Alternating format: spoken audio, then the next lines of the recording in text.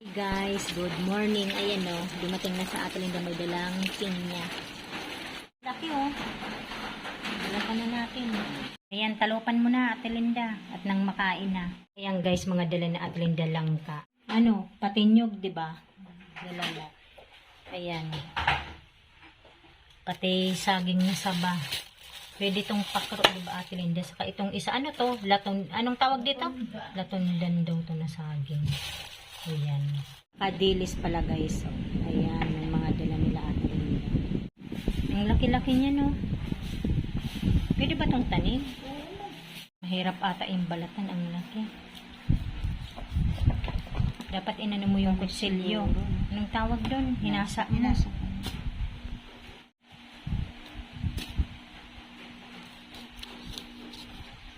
Pag sinipag ako, tatanim ko to guys.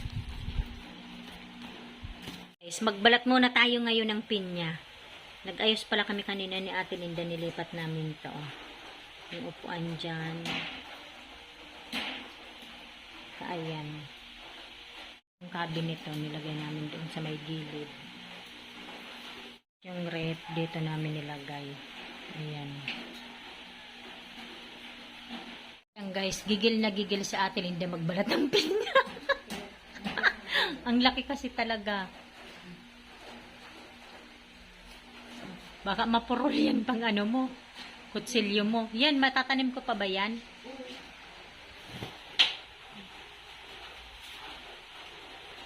Siguro, tutubo ka. Wag na. Hindi ko na to itatanim kasi tignan mo, oh.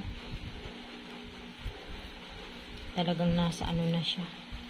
Sagal. Yan, malapit na nating kainin. Malapit nang matapos.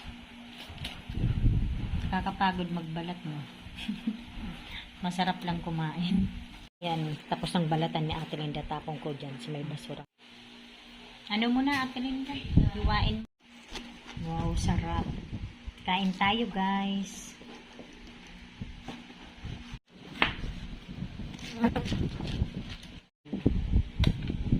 Kasya. Ang dami. Tanggalin natin.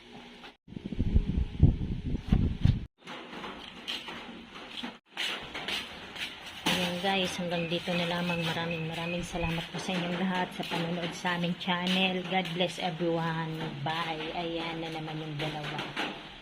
Bumalik na naman si Ningning.